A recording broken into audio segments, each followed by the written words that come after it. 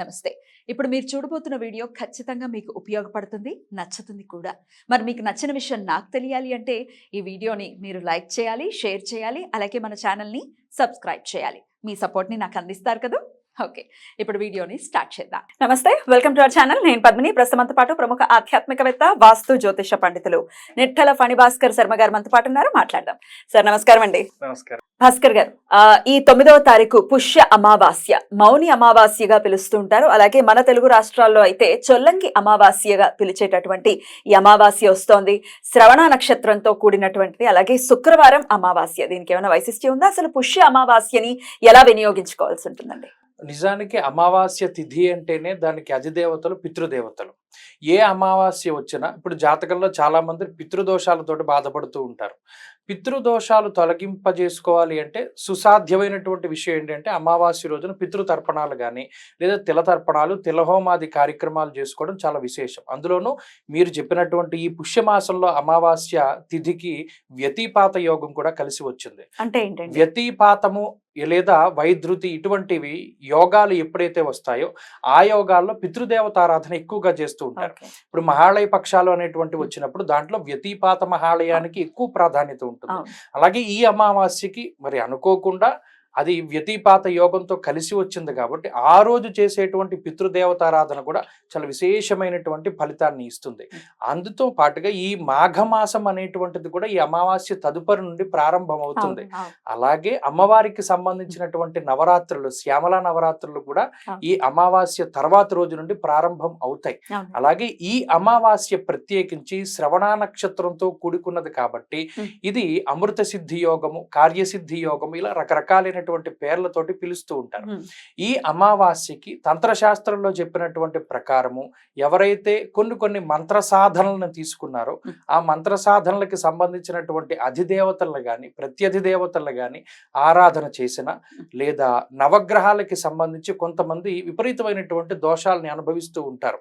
For example అండి ఇట్లాంటివి ఈ జాతకంలో ఉండేటువంటి ఈ పితృదోషాలు మొదలుకొని ఏ గ్రహాలతో ఎక్కువ ఇబ్బందులు ప్రత్యేకించి దీనికి రవి రాహువు సంబంధమైనటువంటి దోషాలు, అలాగే శుక్ర రాహువులు కలిపి ఉన్నటువంటి దోషము, శని రాహువులు కలిపి ఉన్నటువంటి ఈ శపిత దోషాదులు అంటారు. ఇటువంటి వాటికి ప్రత్యేకించి పరిహారాలు చేసుకోవలసి వస్తే ఈ అమావాస్య చాలా విశేషమైనటువంటి ప్రాధాన్యతను కలిగి ఉంటుంది. అందులోనూ అమావాస్యకి పౌర్ణమి తిథికి దగ్ధ రాశులు అనేటువంటివి ఉండవు.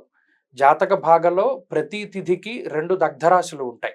ఉదాహరణకి పాడ్యమి తిథికి తులా, మకరాలు దగ్ధరాశులు అవుతాయి. అంటే ఏంటండి దగ్ధము అయితే అందులో ఉండేటువంటి గ్రహాలన్నీ కూడా దగ్ధ స్థిత గ్రహాలుగా వర్ణిస్తూ ఉంటారంటే వాటి పవర్ తగ్గుతూ ఉంటుంది.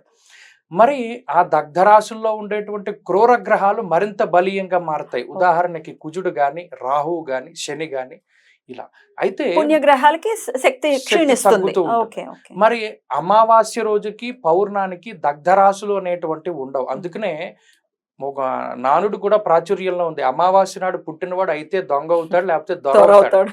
ఎందుకంటే అది కేవలం పూర్తిగా గ్రహాల మీద ఆధారపడిపోతుంది, కానీ దగ్ధరాశి స్థిత గ్రహాలు, దగ్ధరాశ్యాధిపతులు అనేటువంటి కాన్సెప్ట్ అసలు ఉండదు. కాబట్టి మరి ఇంత అమావాస్య రోజున చేసేటువంటి పరిహారాలు, దానాదులు, మనం ఇందాక చెప్పుకున్నాం పితృదేవతలకి తర్పణాలు కానీ లేకపోతే హోమాలు, ఇవి ఏమి చేయలేని పక్షంలో చాలా మంది అమావాస్య రోజు స్వయం పాక దానం చేస్తారు. ఆ స్వయం పాక దానం సంకల్పపూర్వకంగా గనక అమావాస్య రోజున చేసినట్టయితే అది కూడా చాలా విశేషమైనటువంటి ఫలితం వస్తుంది. అలాగే ఇందాక మనం చెప్పుకున్నట్టు ఇది కార్యసిద్ధి యోగము అన్నారు.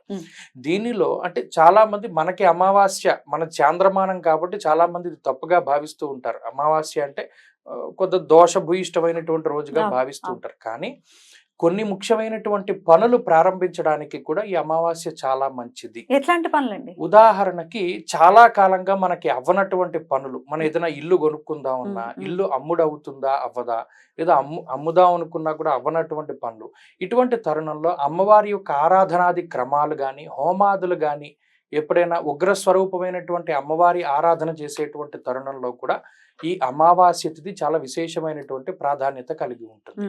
అలాగే మీకు తెలియని విషయం కాదు, అమావాస్యకి పౌర్ణానికి ఈ మానసిక రోగులు ఎవరైతే ఉంటారో వారి మీద కూడా ఇది ఎక్కువగా ప్రభావాన్ని చూపెడుతూ ఉంటుంది. కాబట్టి వారు కూడా ఈ అమావాస్య తిథి రోజున కొంత తశాంతి క్రమాలు చేసుకుంటూ ఉండాలి.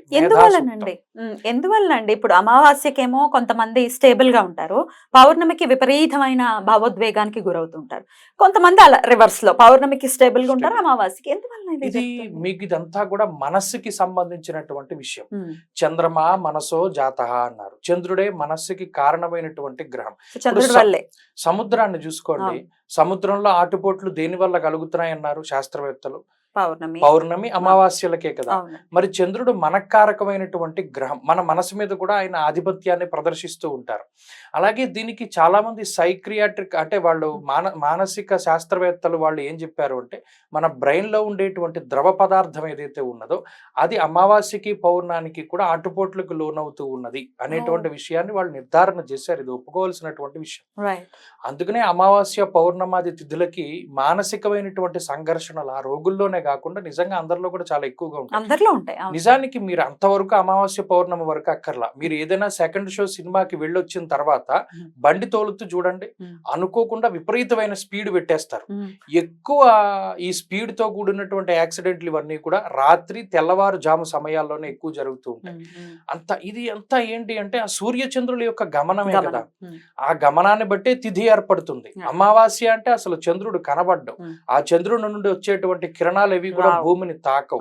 అప్పుడు మనఃపుష్ప సుగంధ మాత్రోదకి ఎత్కించేత కావ్యాది మాతృకారకుడైనటువంటి చంద్రుడి యొక్క బలం అటు ఓషధుల మీద పనిచేయదు, అలాగే ఇటు సముద్రాల మీద వీటి మీద ఆయనకు ఉండేటువంటి అయస్కాంతత్వం కానివ్వండి, లేదా మనఃపుష్ప సుగంధ మాత్రోదక ఎత్కించేత కావ్యాది అన్నారు. వీటన్నిటికీ ఆ బలం అనేటువంటిది తగ్గిపోతుంది.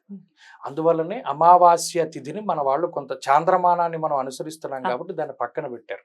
అందులోనూ మరి ఈ పుష్యమాసము అనేటువంటిది పుష్యమి నక్షత్రం పౌర్ణానికి కలిగి ఉంటుంది. పుష్యమి నక్షత్రానికి అధిపతి బృహస్పతి, అలాగే నక్షత్రాధిపతి శనేశ్వరుడు, అధిదేవత బృహస్పతి. ఇప్పుడు ఉదాహరణకి అశ్విని నక్షత్రానికి కేతు అధిపతి అయిన అశ్విని దేవతల అధిదేవతలుగా ఉన్నారు. పునర్వసు నక్షత్రానికి అదితి అనేటువంటి కశ్యప ప్రజాపతి యొక్క భార్య గారి అధిదేవతగా ఉన్నారు. అలాగే ఈ నక్షత్రానికి బృహస్పతి అధిదేవత, వారి నక్షత్రం శని భగవానుడి నక్షత్రం, అధిదేవత గురు భగవాన్. అలాగే ఈ పుష్యమి నక్షత్రానికి సంబంధించినటువంటి స్పర్శ ఎప్పుడైతే ఉంటుందో అప్పుడు కూడా చంద్ర సంబంధమైనటువంటి విషయాలు ఈ మాసంలో అమావాస్య రోజున కొంత తక్కువ శక్తిని కలిగి ఉంటాయి. కాబట్టి ఈ అమావాస్య తిథిని చాలా జాగ్రత్తగా ఉపయోగించుకుంటూ ఉండాలి. మనం ఇందాక చెప్పినట్టు ఆయా తత్కార్యాలన్నీ కూడా చేసుకుంటూ ఉండడం మంచిది. పితృదేవతలకి ఖచ్చితంగా చేసుకోవాలి అని చెప్తున్నారు. స్వయం పాక ఇత్యాదులందరికీ అలవాటే. అయితే ఇది ప్రత్యేకించి ఇప్పుడు మీరు మనసుకి సంబంధించి చెప్పి ఉన్నారు కాబట్టి ఈ మానసిక పరమైన ఇబ్బందులు చాలా మంది ఎదుర్కొంటున్నారు, వయసు తారతమ్యాలు లేకుండా ఎదుర్కొంటున్నారు. కాబట్టి అది శ్రవణ నక్షత్రంతో కూడుకున్నటువంటి అమావాస్య కాబట్టి మానసిక పరమైన ఇబ్బందులను ఎదుర్కోవడానికి ఏం చేయమంటారు? నిజానికి శ్రవణ నక్షత్ర మండలంలోంచి వచ్చేటువంటి చంద్రకాంతి ఏదైతే ఉన్నదో అది చాలా గొప్పది. అందుకనే శ్రావణ పూర్ణిమ రోజున చాలా విశేషమైనటువంటి కార్యక్రమాలు చేస్తారు. అందులోనూ శ్రవణ నక్షత్రానికి అధిదేవత విష్ణుమూర్తి కాబట్టి ఎక్కువ విష్ణు సంబంధమైనటువంటి కార్యాలు చేయొచ్చు. విష్ణు సహస్రనామ స్తోత్ర పారాయణ గాని, లలితా సహస్రనామ స్తోత్ర పారాయణ గాని, లేదు విశేషించి ఆ రోజు దానాది కార్యక్రమాలు చేయొచ్చు. అంటే పాలు గాని, పెరుగు గాని, పంచదార గాని, బియ్యం గాని, ఇలా తెల్లటి పదార్థాలు, వస్త్రాలు, పువ్వులు ఇటువంటివి ఏవైనా సరే దానం ఇవ్వచ్చు.